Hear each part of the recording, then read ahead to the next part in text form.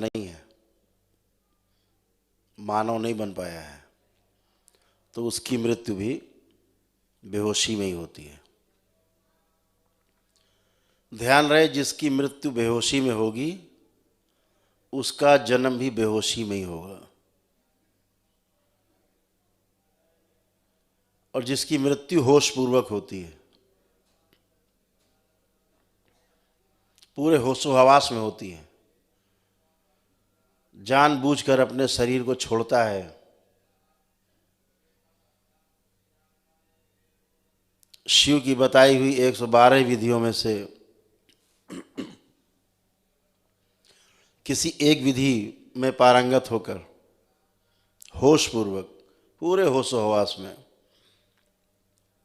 अपने इस शरीर का त्याग करता है, तो अगर वो कभी जन्म लेता है तो होश में ही जन्म लेगा। उसे पता रहेगा मैं कहाँ था, मेरी यात्रा कहाँ थी, मैंने अपनी यात्रा कहाँ छोड़ी थी।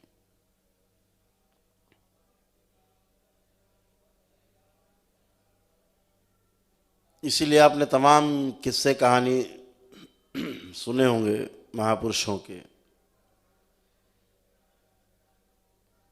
कि जन्म लेने के बाद उनकी तमाम तरह की लीलाएं शुरू हो गई, क्योंकि उन्हें पता है पिछला सारा वहीं से शुरू होते हैं।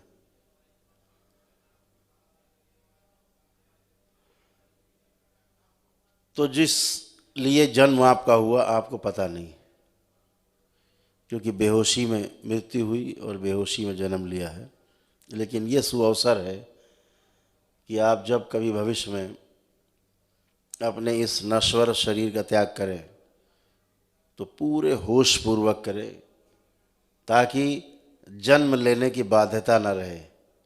जन्म अगर लेना भी है तो पूरे होशो हवास में लेना है, जन्म नहीं लेना है तब भी होशो हवास में अपने को आगे बढ़ाना है, और इस मानव समाज को भी आगे बढ़ाना है, सृष्टि को आगे ले जाना है। आज जिस तंत्र दीक्षा में आप दीक्षित होने जा रहे हैं, यह तंत्र दीक्षा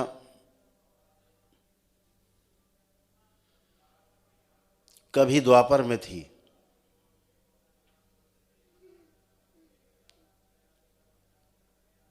जो आज आप उसमें सम्मिलित होकर के अपने और अपने कुल को आगे ले जाने का काम करेंगे, आगे आने वाली पीढ़ियों के माइलस्टोन बनेंगे। इस पृथ्वी पर अभी वह विधि उपलब्ध नहीं है। यह आपका पहला चरण है तंत्र दीक्षा का।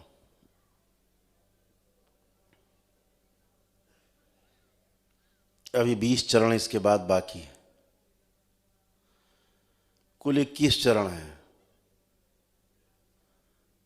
प्रत्येक चक्र के 3-3 चरण हैं,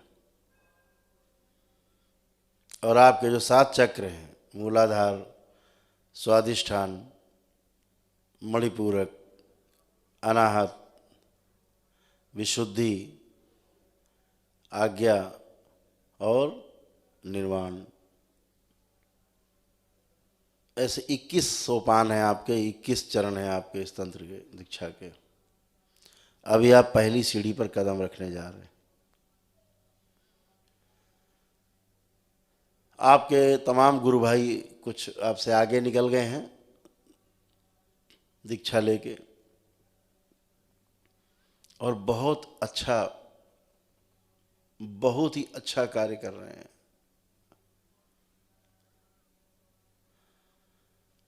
मैं देखता हूँ कि कितने सुंदर सुंदर पुष्प खिल रहे हैं, कितने सुंदर सुंदर कमल खिल रहे हैं, बेहोशी में सही लेकिन खिल रहे हैं। उन्हें पता ही नहीं कि क्या खिला रहे हैं वो, लेकिन मैं देखता हूँ कि अंदर अंदर जो पीछे शरीर है ना, सब खिलखिला रहे हैं, पुष्प की तरह, कमल के पुष्प की तरह खिल रहे हैं। अद्भुत है।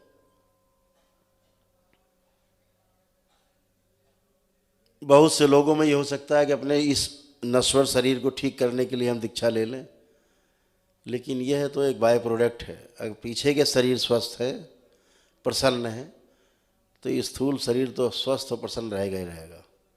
ये इसका बाय प्रोडक्ट है। पीछे वाले गड़बड़ है तो इस पे दिखाई देगा सब गड़बड़ है। तो ठीक इसको करने का प्रयास नहीं करना है। ठीक जो अंदर वाले हैं, जिसके लिए दीक्षा मिल रही है, जो दीक्षा ले रहे हैं, वो इस शरीर के अंदर है। दीक्षित ये शरीर नहीं हो रहा है, यह तो साधन मात्र है। असल में दीक्षा तो इस शरीर के पीछे जो है वो ले रहे हैं, और आपके द्वारा कमाई गई पूंजी तप की, जप की, आपकी ही रहेगी। इस पूरे सृष्टि में किसी की हैसियत नहीं जो आपका जप तप, आपका पुण्य आपसे छीन ले, चुरा ले, बगैर आपकी इच्छा के उसके दर्शन भी नहीं कर सकता वो।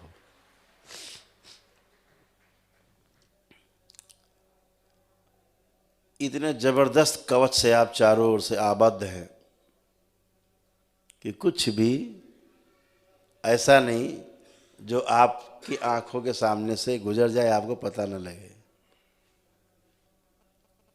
अद्भुत ऊर्जा है, बहुत ऊर्जा है आप सब लोगों में।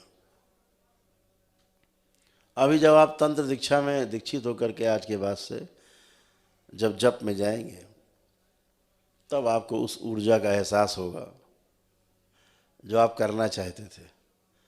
अगर आप ठीक से कर ले गए उसको, तो निश्चित रूप से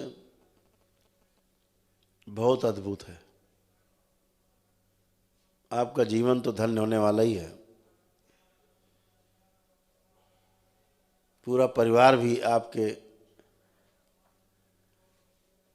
इस नए रूप को देख करके निश्चित रूप से इसका आचरण करने का मन करेगा। इस संसार में शिक्षा जो है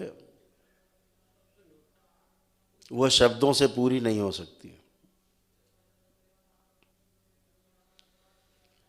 शिक्षा का जो देने का जो मेथड है, विधि है,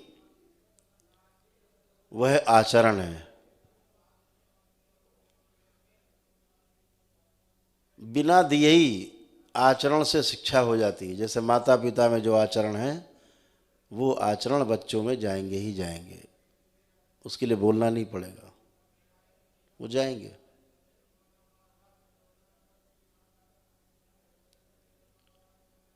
आचरण जीवन में देखिए आप, कभी जो जीव जंतु हैं उनमें जो आचरण है, उनके आगे होने वाली जो संतानें हैं, संतति है, वह उसी प्रकार के आचरण करती है जैसे उसके माता पिता कर रहे होते हैं। शिक्षा देने के लिए कोई गुरुकुल नहीं खुला उनका। तो मनुष्य जाति में भी ये है, क्योंकि पीछे से वो भी आया है यात्रा करके। तो वो जो शिक्षा का जो मूल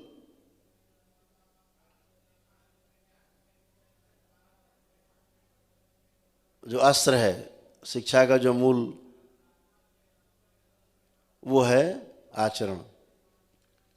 आप जैसा आचरण करते हो, परिवार आपका आचरण स्वीकार करता है। जैसा आचरण गुरु का होगा, शिष्य उसको उसी आचरण में अपने को ढाल लेता है, कहना नहीं पड़ता है। तो ऐसा ही बनना है। आप पीछे से बहुत कुछ देख के आए हो, बहुत कुछ झेल के आए हो अपने जीवन में, तमाम कीचड़ से तमाम कर्म भोग काट के आप यहाँ तक आए हो। जब आप दीक्षित होकर के और जब करेंगे, आपके सामने तमाम चीज़ें ऐसी आएंगी पुरानी पुरानी जो आपको याद भी नहीं है। उससे घबराना नहीं है। ये समझना है कि आप ही हो जो पीछे का भूला हुआ है, बिसरा हुआ है, निकल रहा है। भोग है, कट रहे हैं, कर्म भोग है, जा रहे हैं, कर्म स्मृतियां हैं, नष्ट हो रही हैं। उनको बस देख करके मस्ती करना है, जाने देना है। बहुत ऐसे से विचार आएंगे, ऐसी सी चीज़ें दिखेंगी आपको, सोच विचार में आएंगी कि आप सोचोगे अरे हमने तो कभी सोचा ही नहीं ऐसा, लेकिन है सब आप ही का मटेरियल इकट्ठा किया हुआ पिछले जन्मों का। तो एक एक चीज़ आएगी और नष्ट होती हुई चली जाएगी, यानी कि आ रही है जा रही है, आती जा रही जाती जा रही है। और ये भी अद्भुत होगा, जो चला गया एक बार उसको दोबारा देखने की कोशिश करोगे दिखेगा ही नहीं, क्योंकि वो नष्ट हो चुकी स्मृतियाँ होंगी, आप उन्हें दोबारा नहीं देख सकते। वो आपका अपना ही है, कर्म भोग कटते जाएंगे कटते जाएंगे कटते जाएंगे, आप हल्के होते जाओगे। ये इस तंत्र दीक्षा में, तंत्र का अर्थ ही, आप बार बार मैं कहता हूँ, तंत्र का अर्थ ही व्यवस्था है। तंत्र का अर्थ ही व्यवस्था है। जहाँ अव्यवस्था है वह तंत्र नहीं हो सकता। जहाँ पर टोना टुटका है, जादू टोना है, चमत्कार जैसी चीज़ें हैं या रहस्य जैसी चीज़ें हैं, वो तंत्र नहीं हो सकता। जो व्यवस्था है वो छुपी नहीं होती, व्यवस्था खुली खुली होती है। जैसे आपके दरबार में एक एक चीज़ खुली हुई है, छोटे छोटे बच्चे जानते हैं दरबार की विधि के बारे में, दरबार के कॉन्सेप्ट के बारे में। तो तंत्र शब्द का अर्थ ही व्यवस्था है। जो अव्यवस्था फैलाए वो तंत्र नहीं है, वो टोने टुटके हैं। वो अपना जीवन भी नष्ट करता है आदमी, दूसरों